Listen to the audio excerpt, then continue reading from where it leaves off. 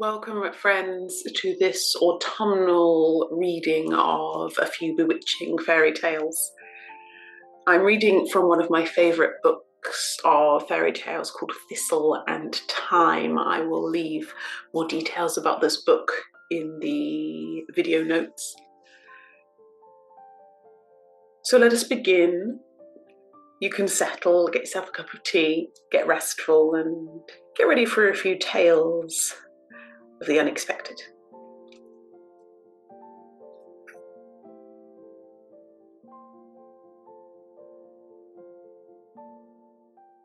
Let's begin with a story called The Woman Who Flummoxed the Fairies. There was a woman once who was a master baker. Her bannocks were like wheaten cakes. Her wheaten cakes were like the finest pastries, and her pastries were like nothing but heaven itself in the mouth. Not having her match or anything like it in 7 counties round, she made a good penny by it. For there wasn't a wedding nor a christening for miles around in the countryside that she was not called upon to make cakes for, and she got all the trade from all the gentry as well. She was fair in her prices, and she was honest too. But she was also good-hearted. Those who could pay well she charged a plenty, but when some poor soul came and begged her to make a wee bit of cake for a celebration and timidly offered her the little money they had for it, she'd wave it away and tell them to pay her when they got the cake. Then she'd set to and bake a cake as fine and big as any she'd made for a laird, and she'd send it to them as a gift with the best respects of her husband and herself to the wedding pair or the parents of the baby that was to be christened, so nobody's feelings were hurt. Not only was she a master baker, but she was also the cleverest woman in the world, and it was the first that got her into trouble, but it was the second that got her out of it. The fairies have their own good foods to eat, you see, but they dearly love a bit of baker's cake once in a while, and will often steal a slice of one by night from the kitchen while all the folks in the house are sleeping. In a nearby hill, there was a place where the fairies lived, and of all the cakes, of course, the master bakers were their favourites. The trouble was, the taste of one was hard to come by, for her cakes were all so good that they were always eaten up at each celebration, and hardly a crumb was left over for the poor fairies to find. So, the fairies plotted together to carry the woman away and keep her with them always, just to bake cakes for them. And their chance to do this came not long after, for there was a great wedding at the castle with hundreds of guests invited, and the woman was to make the cakes. There were to be so many of them, with so many people to eat them, that the woman was to spend the whole day before the wedding in the castle, doing nothing but baking one cake after another. The fairies learned about this from one of their number, who had been listening at the keyhole of the baker's door. They found out, too, what road she'd be taking home. So when this night came, there they were by a fairy mound where the road went by, hiding in flower cups and under leaves and in all manner of places. And when the baker came by, they all flew about her. "The fireflies are thick tonight," said she. But it was not fireflies, it was fairies with the moonlight sparkling in their wings. Then the fairies drifted fern seeds into her eyes, and all of a sudden she was so sleepy that she could not go one step further without a little rest. "Mercy me," she said with a yawn, "it's worn myself out this day." And she sank down on what she thought to be a grassy bank to doze for just a minute. But it wasn't a bank at all. It was a fairy mound, and once she lay upon it, she was in the fairies' power. And the woman awoke and found herself in fairyland. Being a clever woman, she didn't have to be told where she was, and she guessed how she got there. "Well now," she said happily, "and did you ever? In all my life I've wanted to see the fairyland, and here I am." The fairies told her what they wished for, and she said cheerfully, to be sure. After all, she didn't want to stay here all her life. "Why, you poor wee things, to think of me baking cakes for everyone else and not a one for you. So let's be at it," said she, with no time wasted. So from her kit bag that hung round her waist, she took a clean apron and tied it around her, while the fairies, happy that she was so willing, licked their lips in anticipation and rubbed their hands for joy. "Let me see now," said she, looking about her. "'Tis plain you have nothing for me to be baking a cake with. You'll just have to be going to my own kitchen and fetch back what I will need." Yes, the fairies could do that. So she sent some for eggs and some for sugar, some for flour and some for butter, while others flew off to get a wheen of other things that she told them they should have. At last all was ready for the mixing, and the woman asked for the bowl. But the biggest one they could find for her was the size of just a teacup, and a wee dainty one at that. Well then, there was nothing for it, but they must go and fetch her a big yellow crockery bowl from off the shelf of her kitchen. And after that it was her wooden spoons and her egg whisk, and one after the other each fairy sat down exhausted from flying back and forth and all the carrying. But the thought of the cake to come kept their spirits high. At last, everything she wanted was at hand, and the woman began to bake and mix and whip and beat, and all of a sudden she stopped. "'Tis no use," she sighed. "I can't ever seem to mix a cake without my cat beside me purring." "Fetch the cat," said the Fairy King sharply. So they fetched the cat, and the cat lay at the woman's feet and purred, and the woman stirred away at her bowl, and for a while all was well. But not for long. The woman let go of the spoon and sighed again. "Well now, would you think it," she said, "I'm that used to my dog setting the time of my beating by the way he snores at every second beat, that I can't seem to get the beat right without him." "Fetch the dog," cried the Fairy King. So they fetched the dog, and he curled up at her feet beside the cat. The dog snored, the cat purred, and the woman beat the cake batter. And all was well again, or so the fairies thought. But no, the woman stopped again. "I'm that worried about my babe," she said. "Away from him all night I've been, and him with a new tooth pushing through this very week. It seems I just can't mix." "Fetch the babe," roared the Fairy King, without even waiting for her to finish her sentence. And they fetched the babe. So the woman began to beat the batter again. But when they brought the babe, he began to scream the minute he saw her, for he was hungry, and she knew he would be, because he never would let his father feed him his porridge when she had not been home to do it. "I'm sorry to trouble you," said the woman, raising her voice above the screaming of the babe. "But I can't stop beating now, lest the cake go wrong. Happen my husband could get the babe quiet if—" And the fairies didn't even wait for the king to tell them what to do. They flew off and fetched the husband back with them. He, poor man, was all in a whirl, what with things disappearing from under his eyes right and left, and then being snatched through the air himself the way he was. But here was his wife, and he knew where she was things couldn't go too far wrong. But the baby went on screaming. So the woman beat the batter, and the baby screamed, and the cat purred, and the dog snored, and the man rubbed his eyes and watched his wife to see what she was up to. The fairies settled down, though 'twas plain to see that the babe's screaming disturbed them. Still, they looked hopeful. Then the woman reached over and took up the egg whisk and gave the wooden spoon to the babe, who at once began to bang away with it, screaming just the same. Now, under cover of the screaming of the babe and the banging of the spoon and the swishing of the egg whisk, the woman whispered to her husband, "Pinch the dog." "What?" said the man, but he did it just the same and kept on doing it. "Well, well, well," barked the dog, and added his voice to the babe's screams and the banging of the wooden spoon and the swishing of the egg whisk.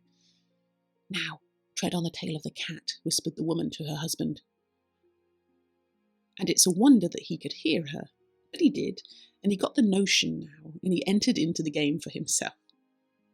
So he not only trod on the tail of the cat, but he kept his foot there while the cat howled like a dozen lost souls.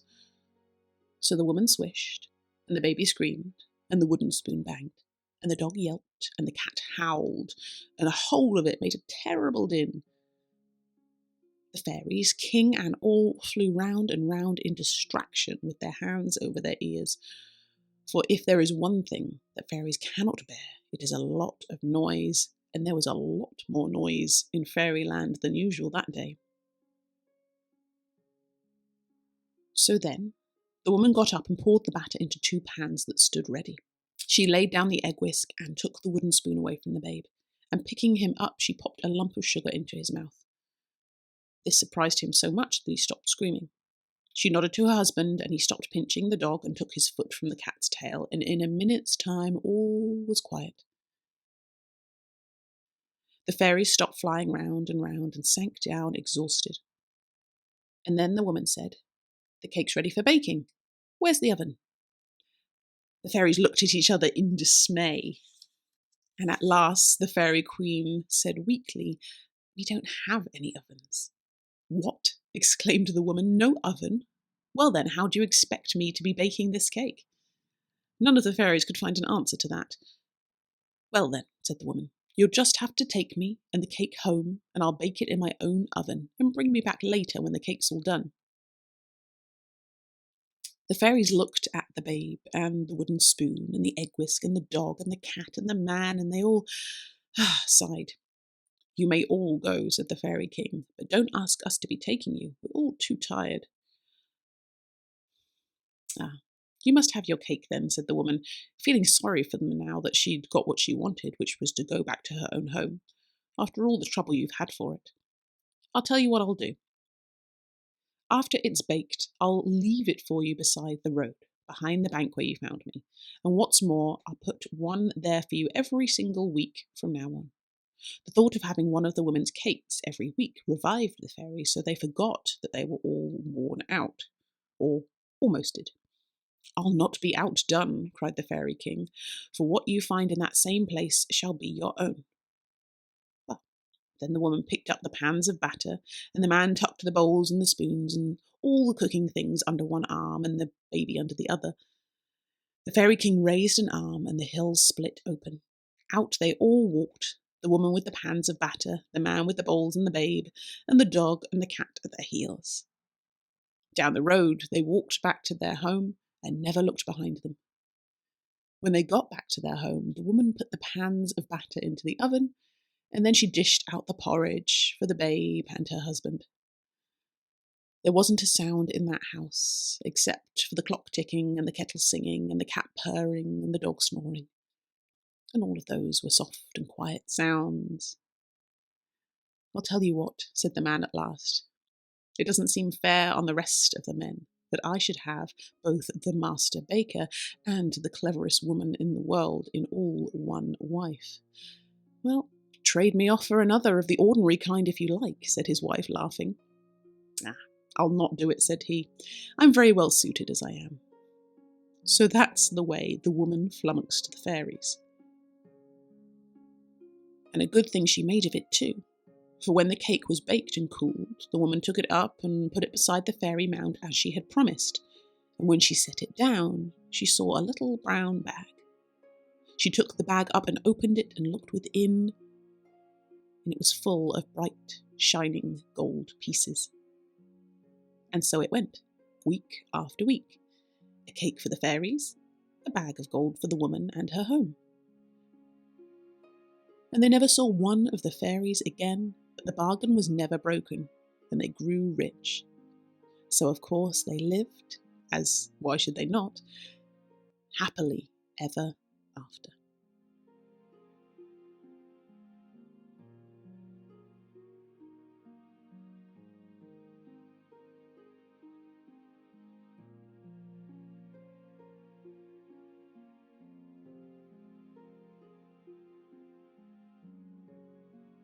And this is the tale of the beekeeper and the bewitched hare. There was once a lad who lived in a cottage across the moor. He was a beekeeper and made his living selling the honey that his bees gathered from wild flowers and heather on the moor. He lived alone, and maybe he would have been lonely if it had not been for his bees. He knew them so well, and they trusted him so completely that he could go amongst them as he pleased. There were folks who said he even knew their language and what they were saying with their buzzing, but he said it was only the tone that gave him a notion of what they might mean. However it was, they buzzed to him and he talked to them, and whether they understood each other or not, they were all very happy together. One evening, as he stood on his doorstep in the gloaming, he heard the sound of hounds baying across the moor, and soon a hare came flying out of the heather with 2 dogs chasing close after. When the hare saw him standing there, it leaped into his arms for safety. The lad slipped it inside his shirt, and catching up a stick, he soon drove the dogs yelping away. When he was sure the hounds were gone, he took the hare out and gave it a stroke to soothe it before he let it go. It made no effort to get away from him and lay quietly in his arms, only trembling a little from the fear.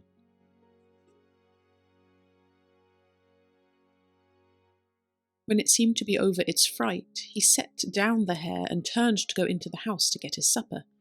He thought the hare would run away into the thicket behind the house, but it followed him into the room. As he moved about to get his meal, it hopped after him. And when he sat down to the table and began to eat, it leapt onto the table and sat beside his plate. "So you've come to supper, have you?" he said, and fed it a few scraps from his plate.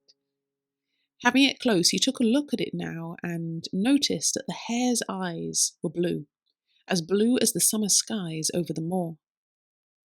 "I've seen many a black-eyed hare," said the lad, "and I've seen many pink-eyed hares with white coats, but never before have I seen a blue-eyed hare."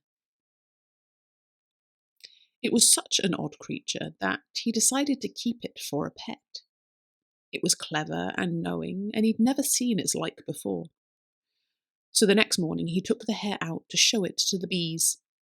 Every beekeeper knows that bees like to be told what's going on in the place where they live, and will not stay there happily unless they are. So, if the hare was to bide with him, the bees must know about it. So the beekeeper carried the creature from hive to hive. "This is my hare," he told the bees, "that's going to live in my house with me. So make yourselves acquainted." The bees flew about the hare as if they were looking it over, buzzing noisily to each other all the while. The hare showed no fear of them and sat quietly until they seemed satisfied and flew off again on their business of gathering honey. After that, the hare followed him about his work and took no more harm from the bees than he did himself. One day, as he was working amongst the hives with the hare at his side, he saw an old woman coming along the track over the moor.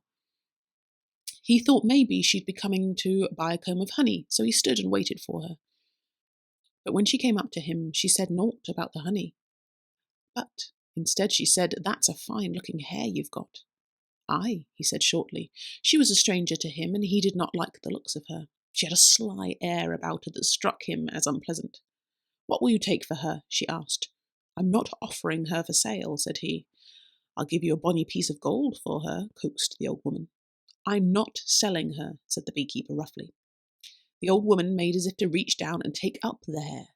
As she did so, a bee that had been hovering above the hare's head gave a shrill warning buzz. In a trice, out from the hives and in from the moor swept a great swarm of bees. They set themselves close together, buzzing angrily, and put themselves between the old woman and the hare. The old woman took a few steps back in fright, and the bees flew at her, driving her back to the moor. She ran faster than you'd think one so old could run, and as she ran, she called over her shoulder, "Look well to yourself and your hare, beekeeper." But the bees drove her on until she was out of the lad's sight. Not long after, he was in town across the moor with some honey he had bought in to sell, for it was market day. As he stopped to pass the time of day with a man he knew, an old woman walked by. As she passed close to him, he saw that it was the old woman his bees had driven across the moor. When she was gone, he said to the man, Who was that old crone just now? The man made a forked sign with his fingers and looked terribly frighted. "Do not let her be hearing you," he whispered. "They do be saying she's a witch and has the evil eye." Well, maybe she was, and maybe she wasn't. But in any case, he was going to do as she told him as she ran away across the moor, and be sure to look well to himself and his hare. He'd grown very fond of his hare, and he would have been grieved sorely had anything harmed it. He knew the bees would watch over it by day, but he took to barring the doors and the windows at night, and he kept a wary eye out for strangers coming by. Now summer went by, and autumn arrived, and the first frosts lay on the ground in the morning, and there were berries on the brambles for picking. And now the bees were seeking their hives for the winter, and seldom did one see more than a stray one or two, for there was no more honey to be gathered from the hedgerows or the moor. The singing birds had flown south, and like the birds, the gypsy caravans were flitting southwards too. A few of these vans came over the moor, for it was a shorter road, though a rough track, and there were a few trees to offer shelter and wood for kindling. And the beekeeper saw a van coming across the moor one chill October day. He came out onto his doorstep as it passed by beyond his gate. Being a friendly, civil soul, the beekeeper raised a hand in greeting to the young gypsy man who sat on the seat of the van driving the horse, and the driver saluted him with his whip as they passed by, and the lad watched him roll out of sight. The beekeeper went on with his morning's work, and it wasn't until after he'd eaten at noon that he had reason to come to the door again. When he did, he saw that something was lying in the road just past the gate. He walked down to look, and found that it was a sack of grain. He knew at once that it had been dropped by the gypsy van.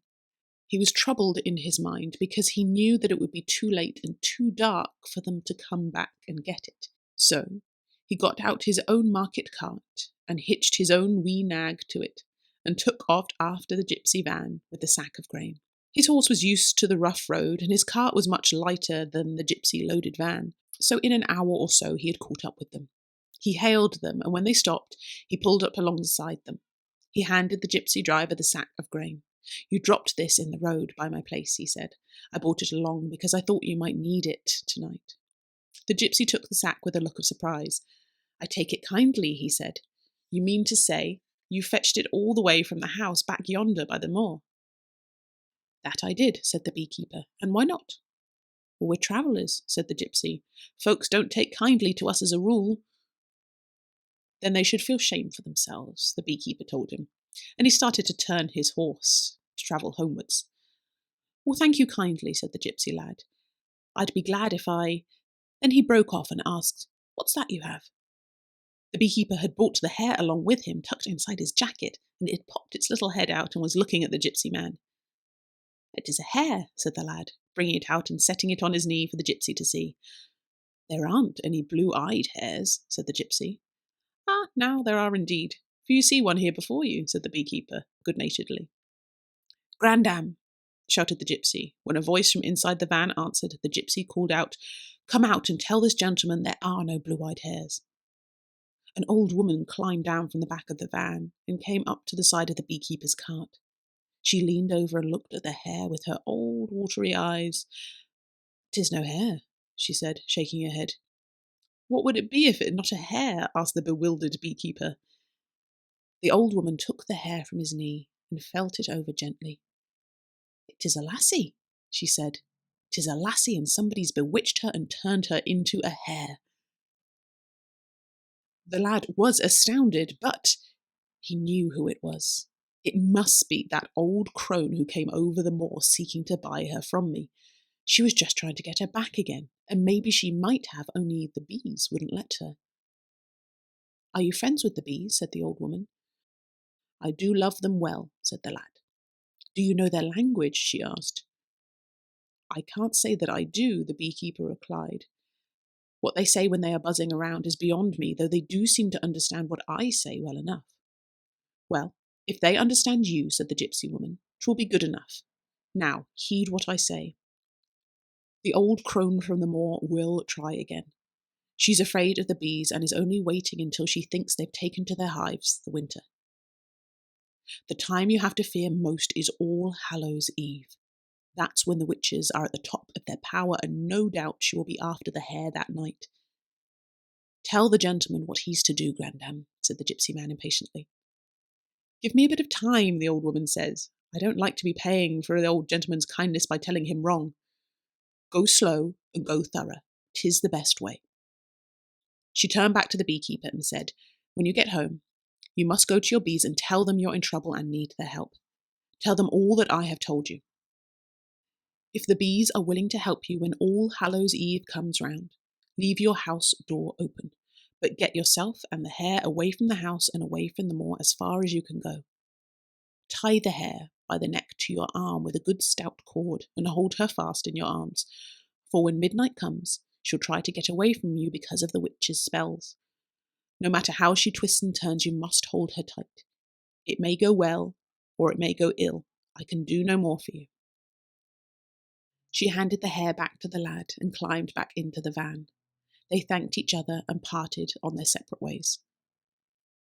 The lad went back to his house and went from hive to hive, telling his bees what the old gypsy woman had told him and asking them for their help on All Hallows Eve. All he could hear was a great commotion from the hives. Bzz, bzz, bzz, said the bees over and over again. What they were saying he didn't know at all, except they sounded uncommonly upset. When the day of All Hallows Eve came, the beekeeper harnessed his horse to the market cart.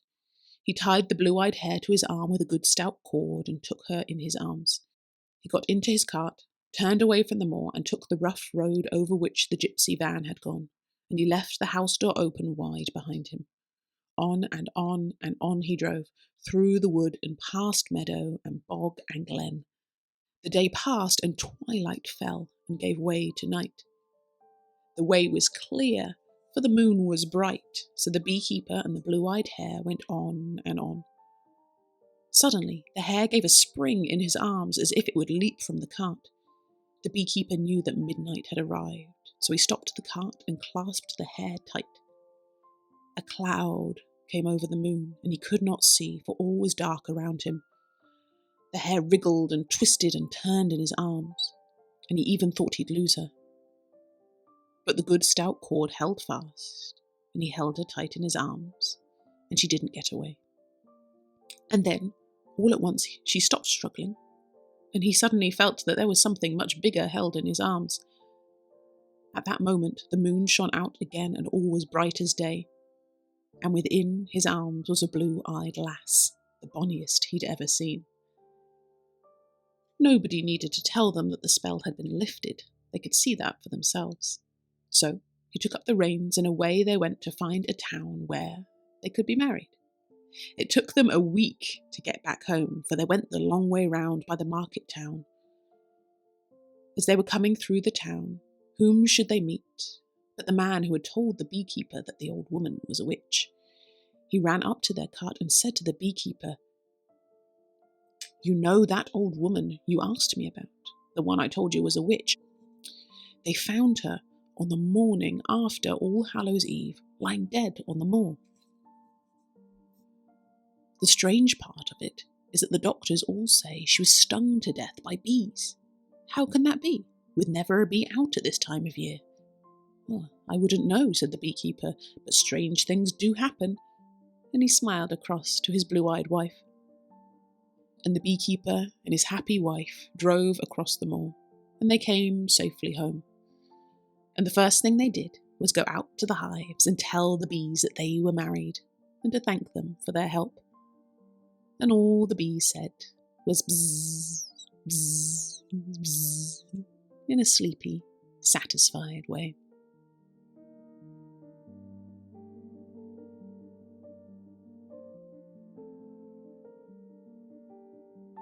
And that brings us to the end of our fairy tales today.